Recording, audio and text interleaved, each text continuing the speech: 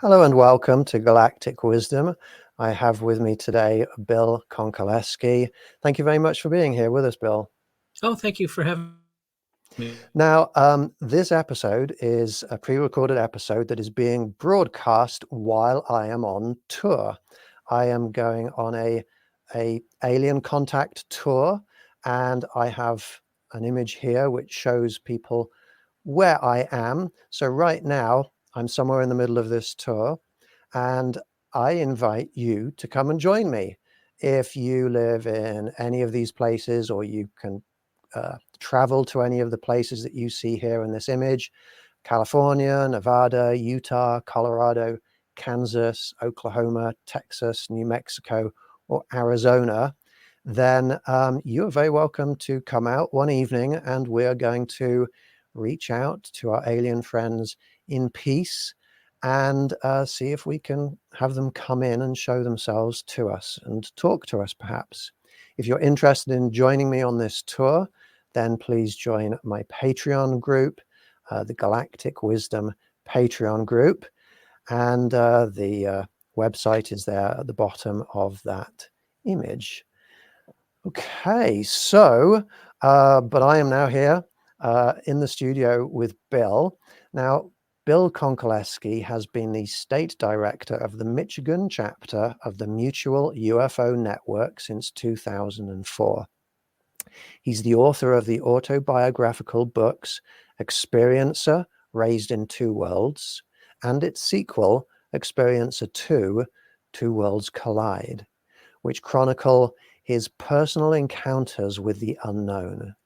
He has appeared in and consulted for several cable and streaming networks' UFO programming. So we're very privileged to have you here today on this show. How are you doing today, Bill? Great. Thanks, Rupert, for having me. I'm doing great. Well, fantastic. First of all, I'm really interested. You've been working with or for MUFON for some time now. You must have experienced, witnessed, or studied some interesting cases, I would imagine. Are you able to tell us any of the cases that particularly stand out to you as being more interesting, and perhaps let us know anything you've been able to deduce from studying those cases? Oh, yeah. Thank you. I definitely have my share. I've been a member of MUFON since '93 and the state director since 2004. Here in Michigan, we get about 200 plus sightings a year. And most of those we can identify, like nearly all of them. But the ones that we can't are definitely some of the most interesting ones. The particular case that really stands out to me was I got a call in March of 2005 from a gentleman who lived in Highland, Michigan. And he said that he was still shaken from experiences that he had in September. He said he had 2 days of UFO sightings, very close encounters that no abduction, just very close UFO sightings that were still bothering him, still really deeply affecting him, and he wanted to talk about it. So went out to his place and had a conversation with him. And he, his first night of these 2 nights of experiences, it was September 29th of 2004. He was driving home on a narrow road, a rural road, tall trees on either side, kind of windy. And as he was coming around a corner, he suddenly found himself underneath a gigantic, he said, triangle in the sky. It was certainly solid, he said, because it blocked the stars. They had white lights on each of the vertices and a red light underneath it. Completely silent, completely motionless, and very, very large. He said that it was about the size of a football stadium, which is pretty big. Mm-hmm. And maybe it's a surprise to many people, but it's not uncommon for people to report very, very large craft in the sky. And so he drives under it and he wants nothing to do with it, floors it and makes it home. And he said he had a panic attack and he had difficulty sleeping that night. Now, taking a pause between his first sighting and what he would report from the next day, around Detroit Metro Airport in the middle of the night, or very early morning, I'll say it was about 4 a.m., people were seeing strange strobing lights moving in irrational, erratic ways around the Detroit airport. And so there was a continuation of sightings quite close in this area.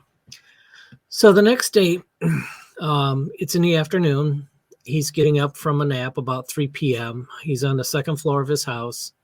He gets up, he says, rubs his eyes, looks out the window, and he sees a black wedge-shaped object about the size of a car going over the tops of the trees, not quite touching the trees at the edge of his property, but just sort of floating over it. It had no wheels, had 3 portholes on the side. It was all black except for these little portholes.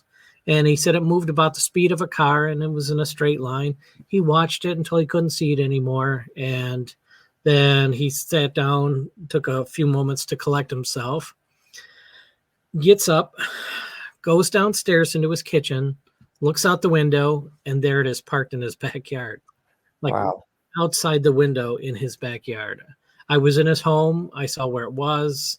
To say a stone's throw, yes, it was just right there.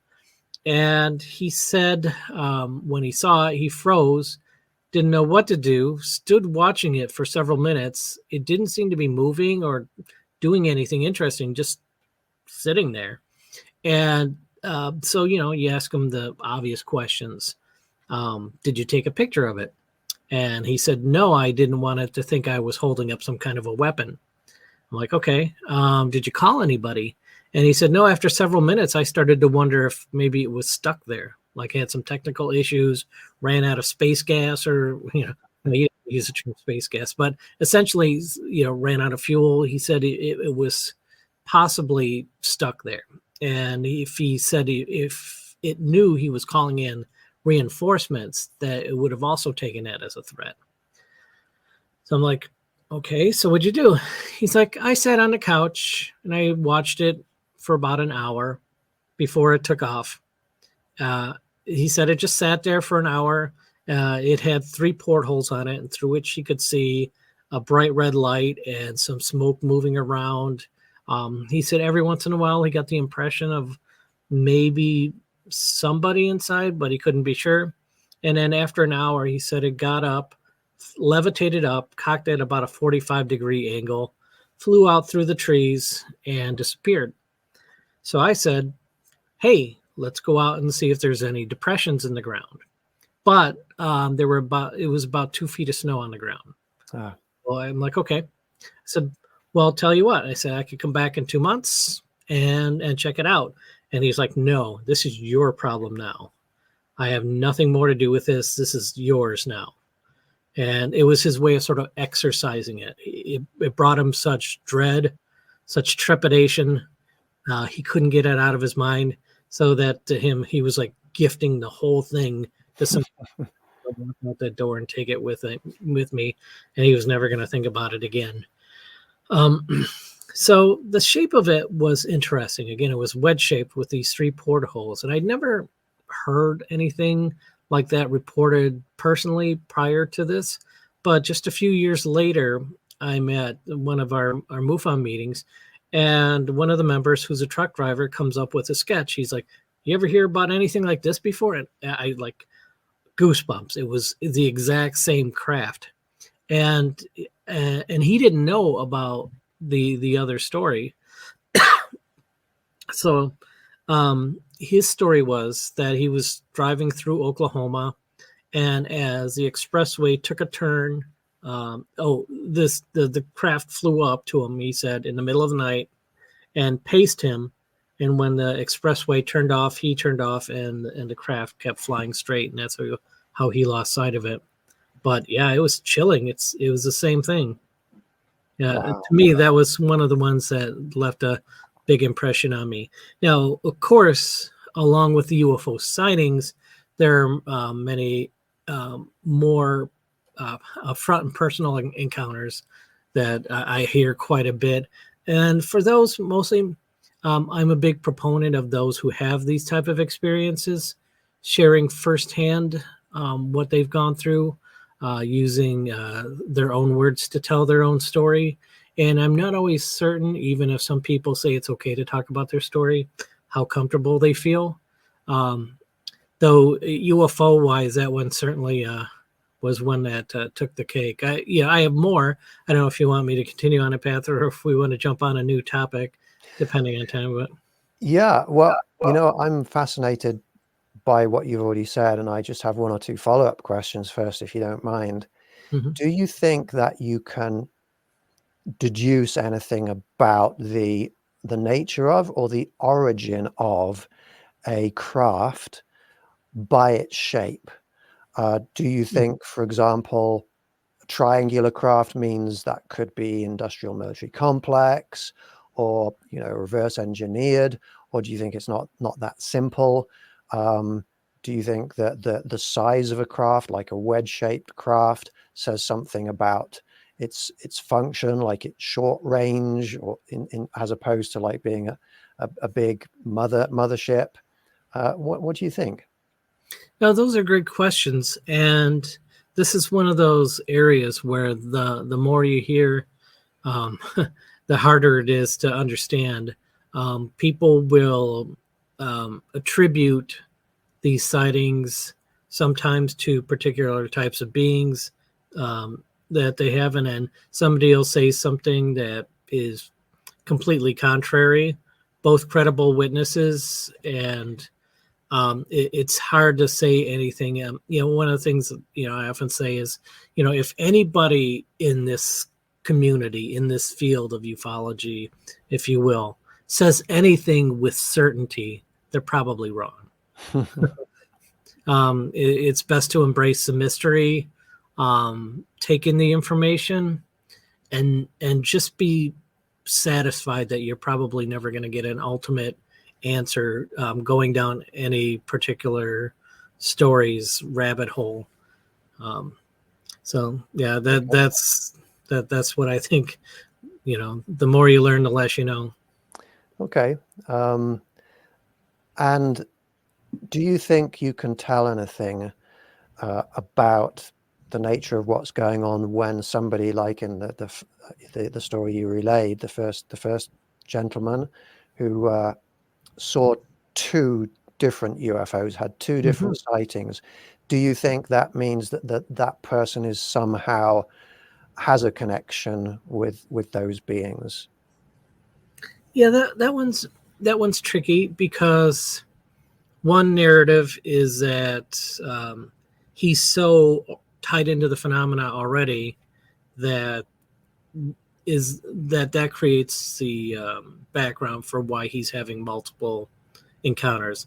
One could be another narrative is when he drove under that large craft the first night, it dispatched a smaller craft because it was curious about him the second day. And maybe it was just sort of a short-term thing from these things. Yeah, it's hard to say. When I did ask him the question when I was there, did anything else that's strange ever happen to him? And he led into some ghost sightings that the family had, but said nothing else that seemed to be UFO related. Yeah. Wow. Fascinating. Now, Bill, I do have another question for you relating to something we were talking about earlier, and that is the close encounters system, the classification system, which Dr. J. Allen Hynek created. And the close encounter of the first kind is, I think it's within a certain distance, 500 feet or something like that, when an object with appreciable angular extension is seen in the sky. It's a close object as opposed to something distant. Close encounter of the second kind is when there's some kind of physical evidence alleged to have been made, like a depression in the ground, or a chemical or a radiological effect. Close encounter of The third kind is when there are beings involved of some description. I think Dr. Hynek even suggested maybe it could even be like a robotic creature or being. Beyond that, I'm interested to know with close encounters of the fourth kind, the fifth kind, you seem very knowledgeable about the history of this, and I'd be fascinated for you to tell our audience members from that point forwards what the history is. Right, and there may be some surprises for some folks when I lay this out. So Hynek was a close associate and colleague of Jacques Vallée. I think that's well known. And when Hynek passed in '86, he left this earth during a time of peak interest about the contact phenomena. Abductions, as they were primarily called in the '80s, where people like Whitley Strieber, Bud Hopkins, in particular, during that part of the '80s, others, are certainly joining that conversation at some point, like a John Mack, David Jacobs was in there, and others, so many others. But the phenomena of contact was really having a moment. There were a lot of publications being put out. Everybody was talking about it. There was a lot of buzz around that aspect of the phenomena. But in Hynek's classification system, it only went up to seeing the beings within a certain range. And so the question is, well, what if you see the being so close because you're actually on their craft? And CE3 seemed to fall a little bit short of covering that. So Vallée, upon Hynek's passing in '86, again, he buffed out the classification system by a couple levels. The CE4 was created to indicate an abduction event, or that sort of close encounter style event. And the CE5 takes it one step further, which is physical injury or healing, some sort of physical effect from that phenomena. And if you look at the full Vallée chart, you see how these two additional classifications work in with all the added classifications Vallée added in across the board. It's this nicely laid out grid. It makes perfect sense. It's logical. The earliest that I seen in print of any kind of Vallée using this was in his book Confrontations, which came out in 1990. The Mutual UFO Network instantly jumped on it and said, we are adopting this. We were using a Hynek system. Vallée expanded it. We readily adopted it. And so since the early 90s, it could have even been since 90. When I joined, we were already using it, the CE4, CE5. And over time, people started to do these human-initiated contact events. Not to say that people hadn't maybe traditionally been doing them, but it found its moment. And people were doing this on their own. People were doing this in groups. And, you have Stephen Greer, who has a very tight system of how to do this, very specific in all the things you need and just all the details of how this can be done. He is a tremendous marketer, and he decided to call his particular flavor of this CE5. And to me, I was like, that's interesting. So I think it's great, this human-initiated contact. I think whoever does it, in whatever way they do it, there are many ways to achieve it. But when it came to the CE5, I was like, well, that's interesting, because by calling it CE5, means that he's taking Valet's CE4 and adding one to it. But that added one was already there. When Valet opened the box, he's like, look, I've got CE4 and CE5 for you. So if Greer is calling his thing CE5, what does he think is a CE4? If he's using Valet CE4, then there's already a CE5. So, I mean, I guess Valet could have called it CE6, but that is even a misnomer, because it's a classification system based upon effect. The effect of the sighting is that you saw beings. The effect of the sighting is maybe just a flyby, et cetera, et cetera. This sort of proactive approach doesn't actually have a place on the chart. And I don't want to lose people, so hopefully I can work better with examples. Mm-hmm. Now, say a lot of people go out into a field, sit in a circle, look up at the sky, do all the protocols, if you will. And if you ask somebody, hey, what would make a successful CE5? And they would say, well, it'd be really cool if we had, a light, a glowing light at low altitude fly, overhead. I'm like, oh, you mean CE1?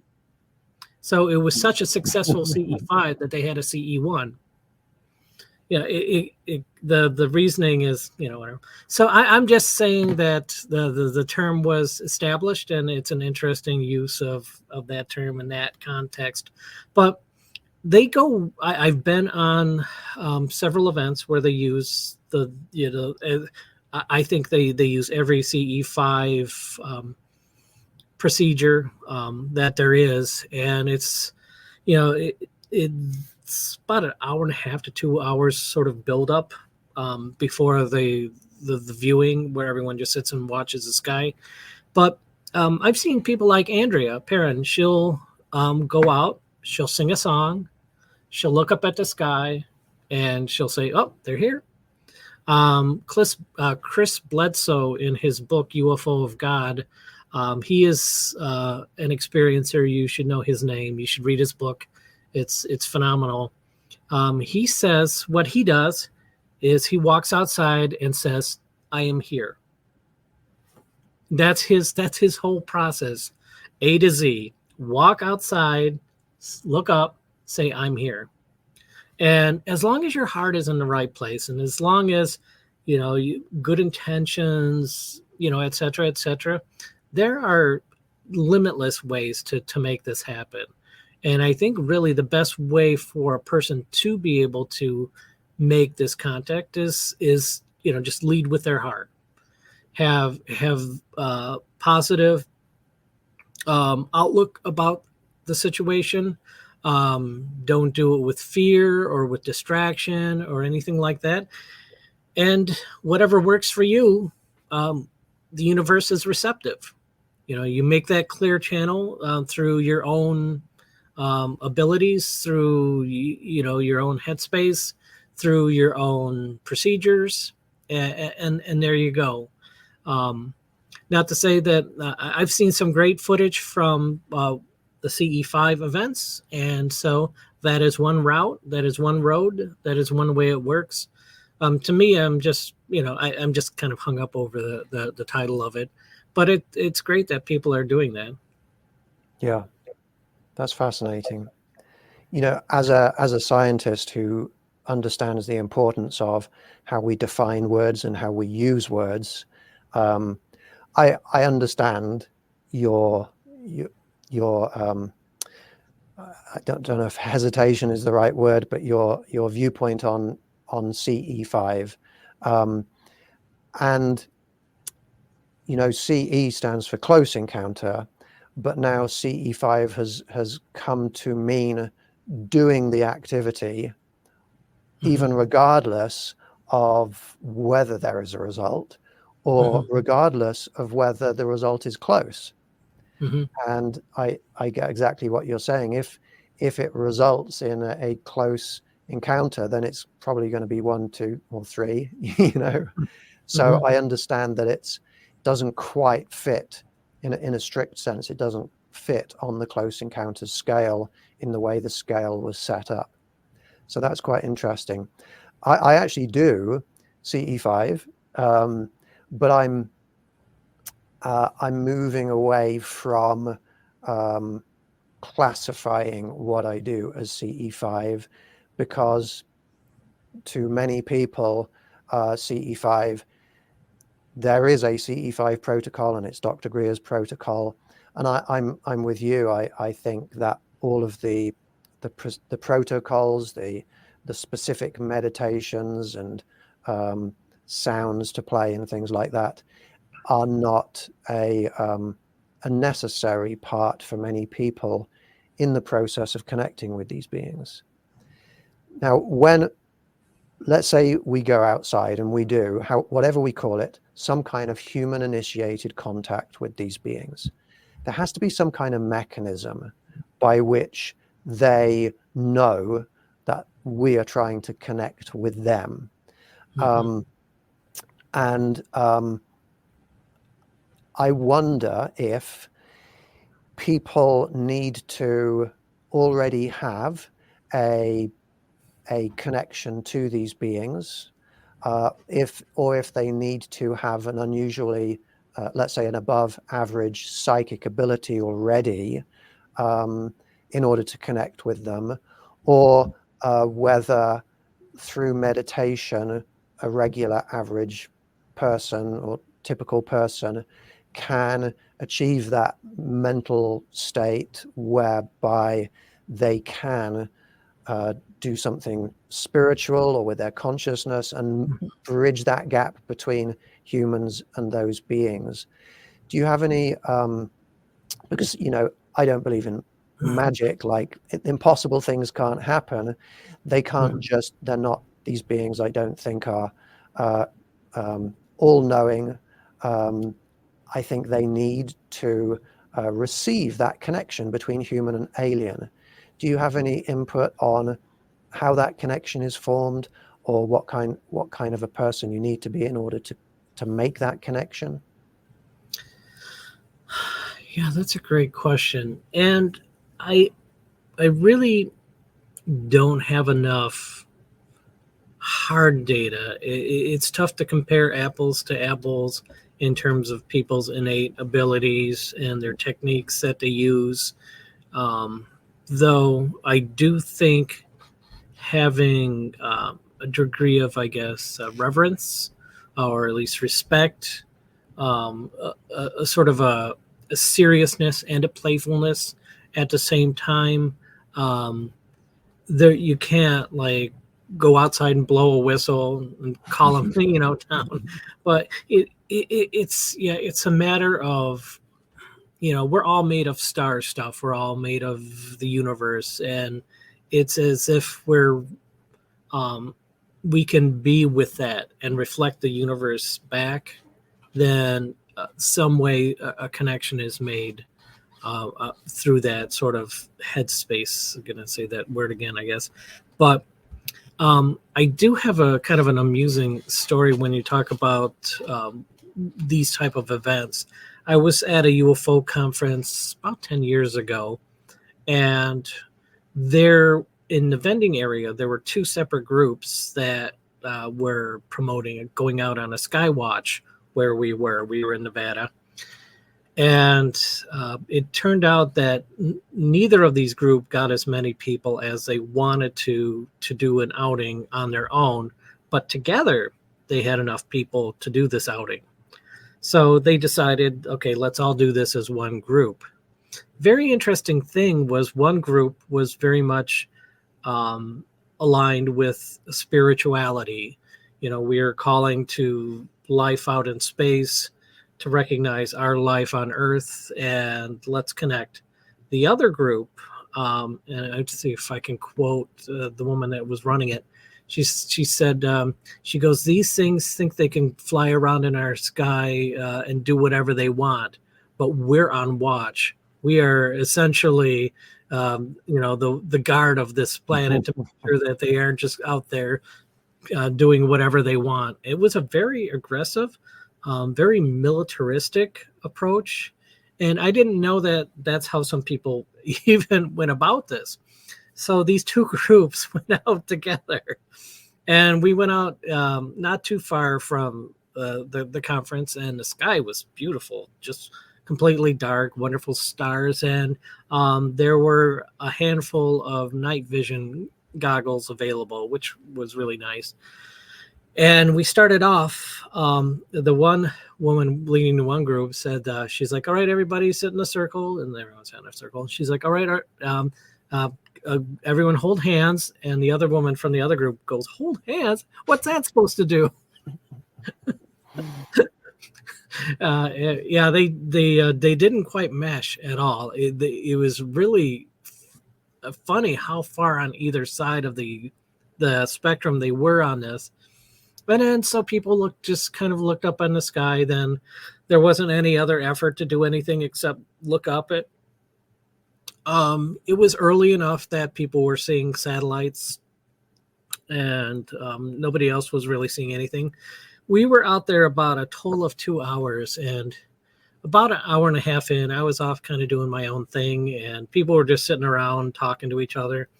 And I had a pair of the night vision goggles, and I looked up at the sky, and I saw two lights fly across the sky, stop, switch places again, shoot for a little bit, and then both disappear. I was like, oh. And so I took out the glasses. I'm like, hey, I just saw something. And they're like, oh, yeah, okay, whatever. I'm like, no, I just saw something like really cool.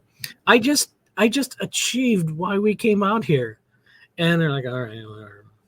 And on the way back, the person that was driving said, I couldn't believe that nobody took any interest in it at all. And on the way back, the person that was driving said to the car, there were four of us in that vehicle. She said, yeah, it was a nice night out, but she goes, it would have been cool if somebody would have seen something. I'm like, well, I kind of saw something. And then she just like, it's like, I'm like, these people don't even want to hear it. It was so strange. It was an experience. It was a story I could tell on podcasts now, I guess. That's hilarious. But I mean, I saw something at least. Well, that's fantastic. I don't suppose the night vision equipment you were using had a record function on it. Mm-hmm. Okay. Mm-hmm. Well, that's great that you saw that. Maybe you established that connection with them, and they came out just for you. Yeah. Yeah. So, Bill, I have a question for you. Do you think that there's anything in this field that we should be talking more about, questions we should be asking mm-hmm. more of, that we're not at the moment? Mm-hmm. Yeah, very definitely. Something that's been on my mind a lot lately, and I'm trying to pinpoint the moment it really hit me, and I think it might be this. I was at a conference, and I had asked the question to the audience. My first question was going to be sort of a softball question. Who here has heard of Bud Hopkins? Expect pretty much everybody to raise their hand. And then I was going to say, and who has heard of, and I don't even remember who the other person was, God bless him. But when I asked that first question of, I think it might have been, was it recently? And it was David Grush? But the moral of the story is I asked who had heard of Bud Hopkins, and I expected a lot of hands to go up. Very few, I would say less than a third of the people at a UFO conference said they knew who that was. And I was like, oh, wow. I'm like, that's where we're at with this. There isn't that history. There isn't that knowledge of history of the era that went before this era. And which led me to the question, like, where are people getting their information from these days, if not from that prolific group of experiencers and researchers into the phenomena that had just passed? And so I started looking at the number of publications available. People put out some great firsthand personal accounts on a regular basis, tend to self-publish, don't tend to get much attention, or even, like I mentioned, Bledsoe's book. It's a great addition to anybody's library on this topic, and not a lot of talk about it. Where I've seen the contact phenomena go is in kind of two separate directions. And one group looks at it scientifically. And what they do is they will give you lots of percentages. This percentage of experiencers have had a positive experience. This percentage of experiencers have had an out-of-body experience. This percentage of experiencers have had an encounter in a car. And they break it down, and then there are some detailed sort of descriptions. Most craft appear to be 30 foot. And, it tends to run in families. And, this great sort of synthesis of data is collected and put out there about the phenomena. And it's great and it's useful. Mm-hmm. But what it does is it boils out the experiencer. What happens to me when I talk to an experiencer tends to go this way. Usually starts off with an email contact. They say to me, hey, I've had some things happen, want to talk to somebody about it. Maybe I could talk to you, see if, we could go somewhere with this. And we have a phone conversation. And I tell them I have 45 minutes to talk.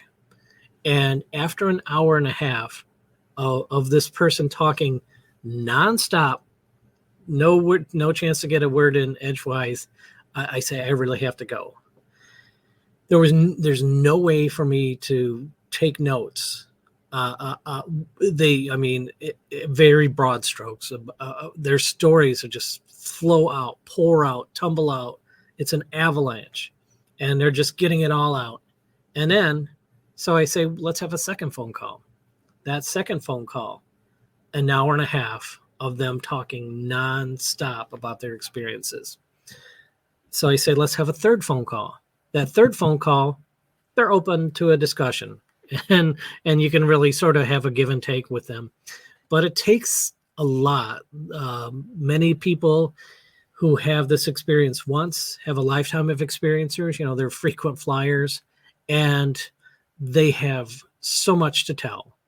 And you realize every single person who is affected like this, what a disservice to do to them to take some of the answers they could give on a questionnaire survey and remove them from the equation and add it to everybody else's and say that now you understand what's going on.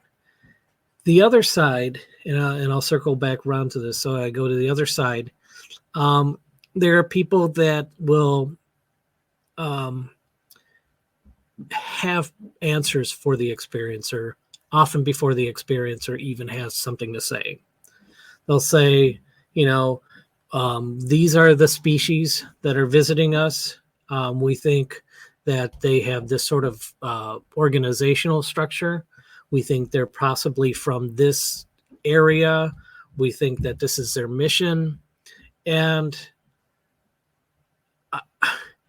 they basically add frosting to a story that's already, is what I always like to say, that is already fine just as it is. Yeah. I think one side, on the scientific side, if you will, boils out information, and the other side adds information that may not necessarily be there. What you want to do is meet the experiencer where they're at. Listen to their story, listen to the entirety of their story, and then maybe prod them with questions like, okay, so you've told me 20 different things that have happened in your life. Do you think any of them are related to each other, possibly? Just plant that seed, step back, watch their mind chew through every last little bit of this and then realize there's connections. There's a story here. There's a narrative here. Oh my gosh. And as they put their stories together, an interesting thing tends to happen again and again is that, it's one thing to say to an experiencer, let's tell you how you fit in this broader galactic picture. But the really crazy thing is how the broader galactic picture fits into this person's life. The attention spent on a person, just an average human here on this little rock out in the middle of nowhere, but such attention paid to an individual over the course of their lives. I mean, a lot of times I think, okay, maybe there is some sort of, maybe I lived on another world in another life. Maybe there's some sort of super federation out there. And, I mean, I'll put it this way. At some point, I'm going to die and I'm going to figure that out. But I'm playing the game now as a human, from a human perspective. And, to look at things in a human way as humanly possible, there is a place for us in this phenomena as we are at this moment, as humans, as people, interacting with them. We don't have to talk about how we're something more than what we are. It's enough for them to come to us as we are and live our lives with us, experience our lives over, decades. So many people have these stories that go on forever and ever. I mean, these beings keep coming back into our lives. It's like the experiencer's voice is getting lost in the shuffle. When I hearken back to those days, those stories, like, Deb Cobble's story, it's just incredible the amount of attention that the beings pay to our humble human lives. And there was a lot of those accounts. There was a lot of that story. There was a lot of that reflection back in those times. But now it just seems like things have sort of moved off to the side. And that's great. It's great if people want to create data points out of the phenomena. It's food for thought if people want to look at some of the deeper spiritual meanings of what's going on. But I also think what's maybe getting lost in the shuffle is the human experience in this. And that's what I think needs more attention. I don't think that necessarily any other perspective needs to be toned down. It's just that the experiencers themselves needed to be lifted up to tell their stories in their own voices, because we probably have so much we can learn. I don't pretend to know that I could tell an experiencer what their encounter means. They can tell me, help me understand what mine means. And we can, by sharing with each other our own personal encounters with our own personal filters and interpretations. Absolutely. There's a lot of wisdom in what you just said there. I like it. I have experiences reaching out to me every day, wanting to have those big phone conversations. I'm recording them on Zoom meetings, and I see experiences having conversations with other people also. And I'm like you. I like to just let them talk. I'm actually a space scientist, and I understand how we're looking for truth in what they're saying without trying to put my deductions on what they're saying before they even said it. Mm-hmm.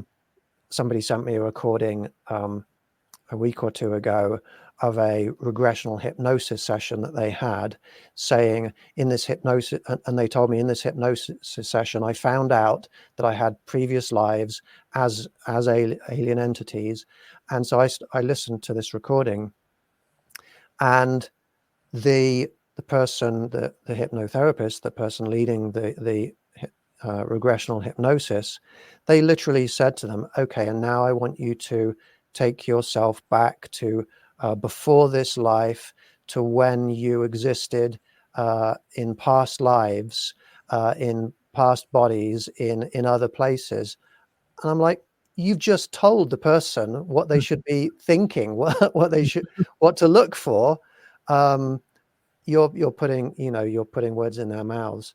I also, one of the things I do is with experiences, I sometimes put together a remote viewing team who listen to the account of the person, and then we attempt to establish contact with, we actually project to the beings that they're involved with, and we attempt to communicate with those beings. And during those sessions, I ask questions for everybody to ask these beings to see what perceptions, what answers they get.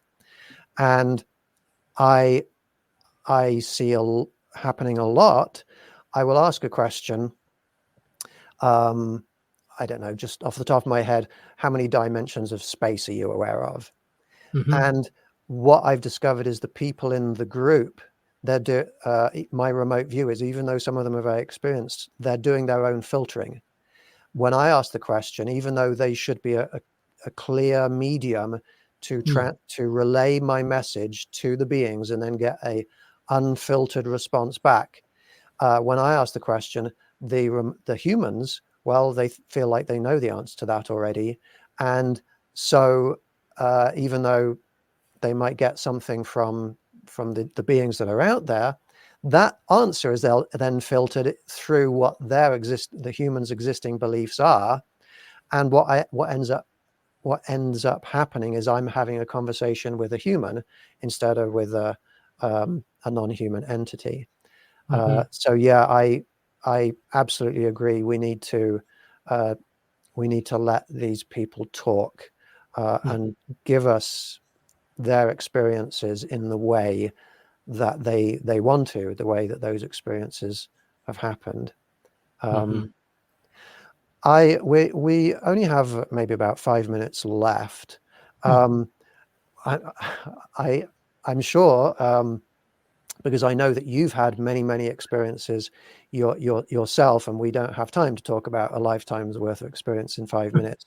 But I'm wondering if it's possible to give some kind of a 4 or 5 minute summary of, have you been able to work out any of the big questions?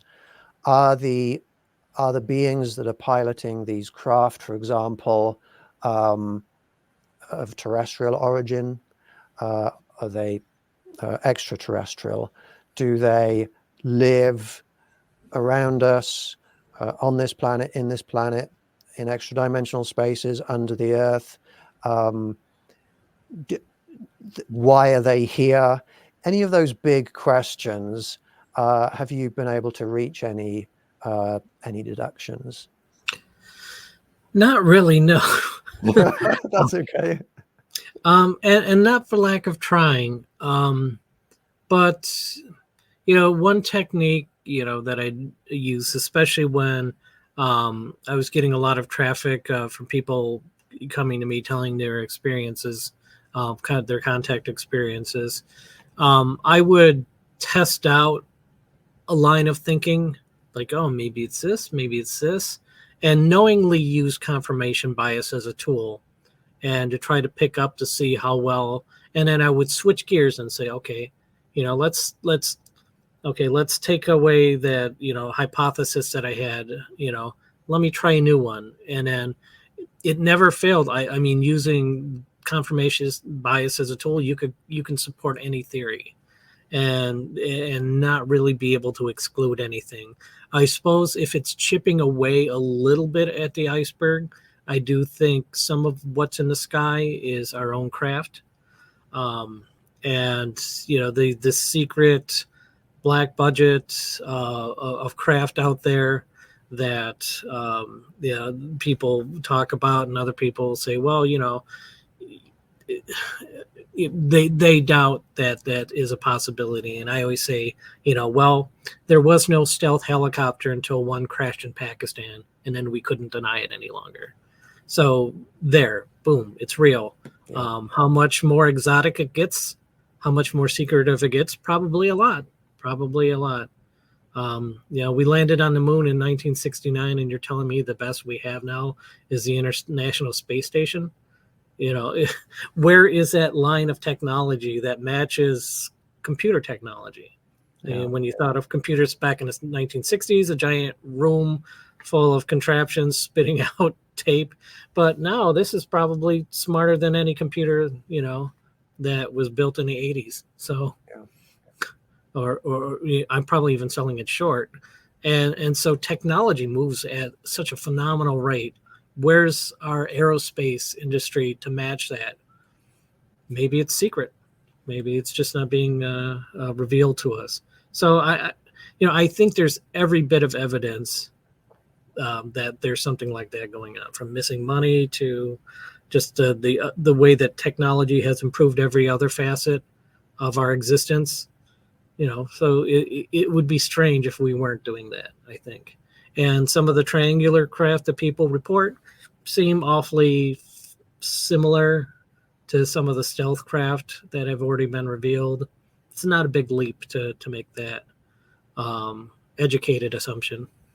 Yeah. Well, fantastic, Bill. Thank you so much. We're moving towards the end of this this show. I'm just going to thank everybody for watching this show, and I apologize that I haven't been responding to all of your comments and acknowledging you as individual people like I usually do when this is live. I would like to put up as a banner at the bottom of our screen there. That is where you can get all of the information about my tours, my in-person alien contact tours that I am on right now. If you want to participate in any of those events, if you join that group, in fact, you get to come to those events for free, bring a guest for free. All the information is up there.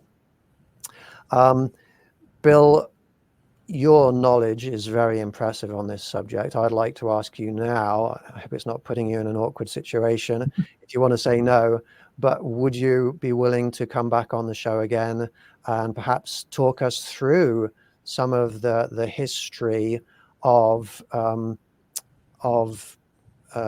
alien contact, of UFO sightings, of this field that you said earlier on, where are people getting the information? Would you be willing to come back on the show and give us some of that information? Absolutely, please, yes. Well, fantastic. Bill, thank you so much. Our audience members, thank you so much. It has been a pleasure being with all of you, as always. Peace, love, and happiness to all of you. See you next week. Goodbye.